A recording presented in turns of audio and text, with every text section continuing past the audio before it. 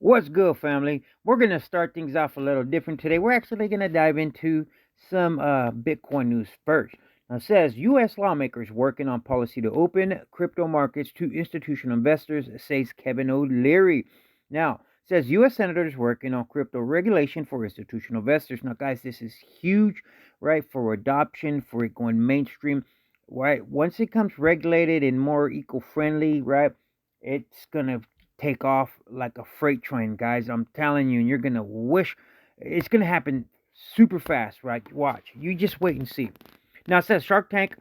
Kevin O'Leary revealed in a series of tweets Thursday that he just had a bipartisan meeting with a group of U.S. lawmakers to discuss crypto regulations. He tweeted, "Spent my day at the Senate with a bipartisan group of policymakers who get the joke on crypto. They are working on a policy that will open these markets to institutional investors." O'Leary added, "The good news is they are all over it and agreed there is tremendous opportunity once they pass policy. Stay tuned. I left them feeling optimistic." Of course, guys, there's plenty of opportunity. Tremendous opportunity means there's plenty of money to be made, is what they're saying without saying, right? The sooner you start, you know what I mean, making a pro, allocating money into crypto, start, packing your bags, if you will, whatever you want to call it, right? The better you'll be off in 2 to 3 years. Now, if you start now, once it goes mainstream, once it's regulated, right, in 2 to 3 years from now, you'll have it's gonna take off, and you're gonna be thanking me. Remember, none of this is financial advice. Now, O'Leary added, "The good news is," oh, and I already read it, and it says Shark Tank also thanked Senator Cynthia Loomis for hosting the meeting. The pro-Bitcoin senator from Wyoming replied to him via Twitter, "It was great to have you, Kevin O'Leary. What a turnout. Big things coming, feeling bullish." Exactly. This is bullish, guys, because we don't have like sovereign funds such as pension funds, retirement funds, so on and so forth, right, guys? Now just imagine once that happens, right? Then we will definitely have a $500,000 Bitcoin. Just imagine, guys. You know what I mean? Just man, the future is bright for crypto. I'm telling you, it ain't going nowhere, guys.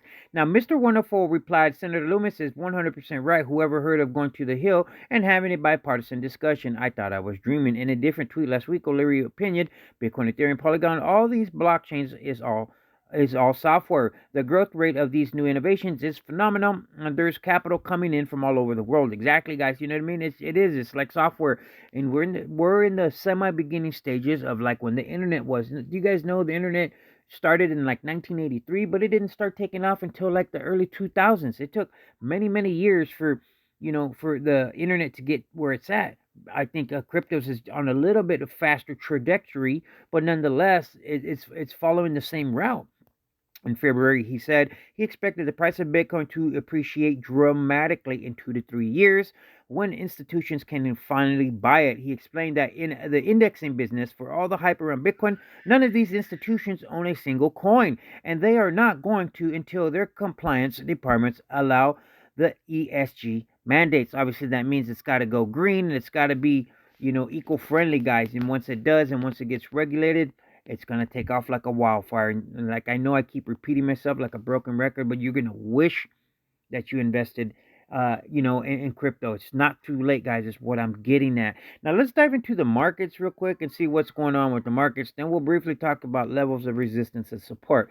Now, Bitcoin, guys, is sitting at excuse me, at 38,327 with 52 cents. Now we are down 0.04%. Not too shabby, guys. There's obviously more red than there is green in the markets, but nonetheless, you know what I mean? The markets are trying to recuperate, right? And there is some green overall in the market, so it's a good thing to see, right?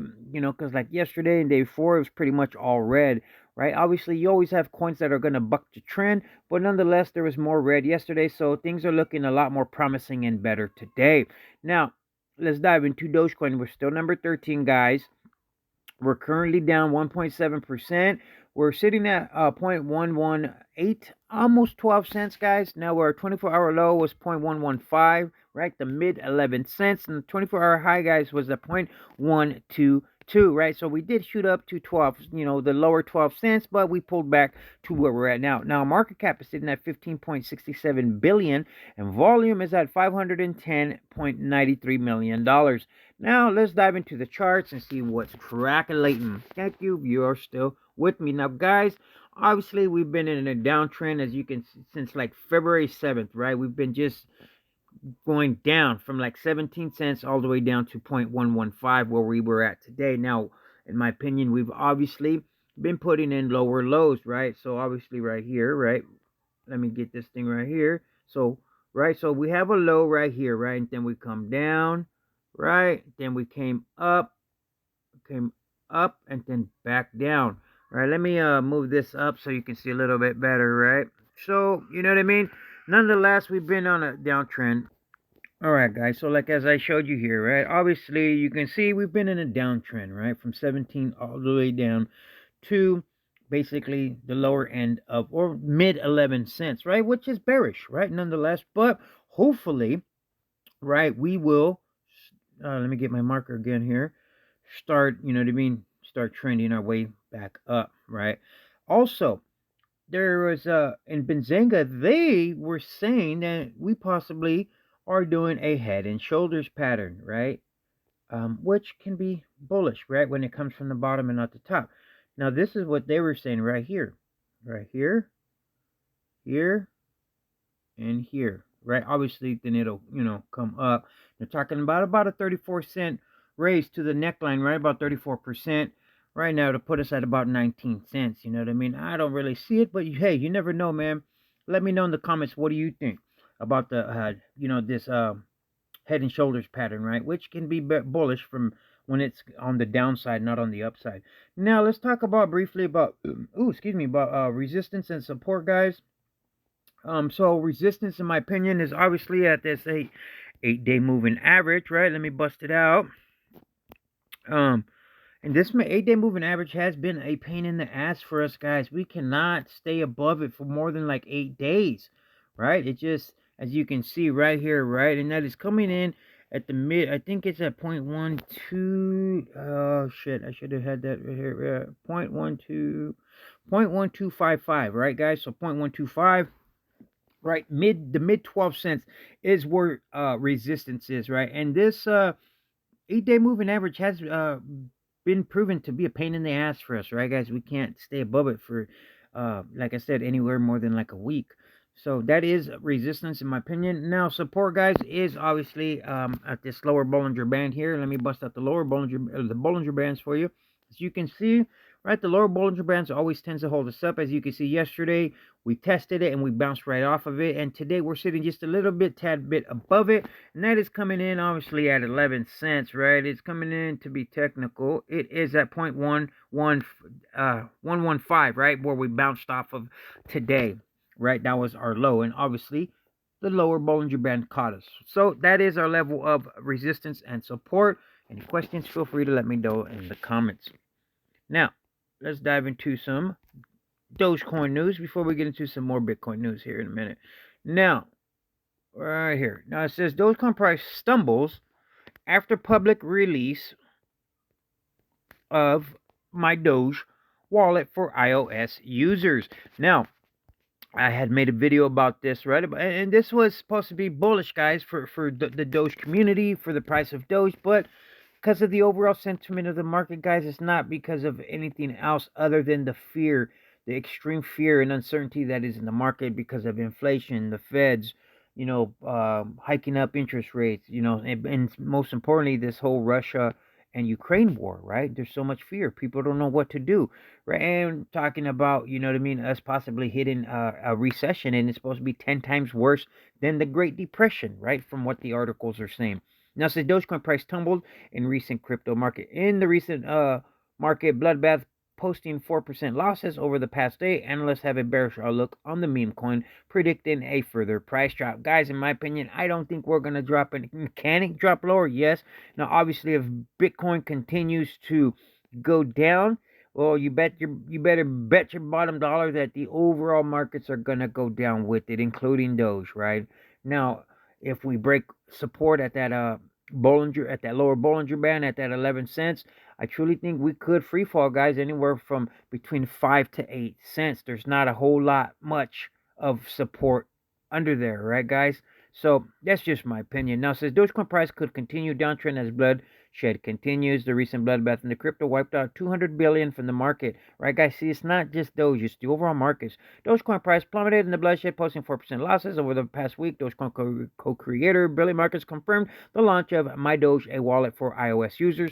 Now, guys, nonetheless, though, guys, this is bullish, right? When in doubt, zoom out. You got to remember we're in this for the long term. Yes, in the short term, yes, things are looking bearish in the overall markets, but that's why I read that article first, right, about Kevin O'Leary and saying in 2 to 3 years from now, the price of Bitcoin is going to go up dramatically, and if the price of Bitcoin goes up dramatically, then you know the overall markets are going to go up with it, especially Dogecoin, because it's like at the hip with Dogecoin. What Bitcoin does, Dogecoin does as well. Now, says clients running Apple device can access Dogecoin through the wallet. The developers of the My Doge wallet have developed it as a social wallet for the people's currency, offering free, secure, and non-custodial services.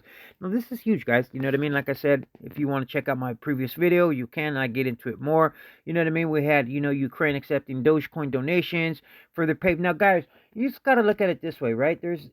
This is a good buying opportunity for Doge, right? Buying it right now at this price, it's gonna go up. It's gonna go up, right? Obviously not right now. I mean, we want it to go up right now, but just because of how the markets are, guys.